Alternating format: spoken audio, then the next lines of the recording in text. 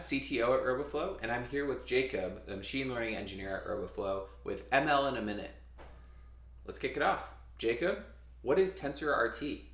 So TensorRT is a machine learning framework that is published by NVIDIA to run inference, that is machine learning inference, on their hardware. So TensorRT is highly optimized to run on NVIDIA GPUs, and really, to be honest, it is the way to run the fastest inference in the game these days.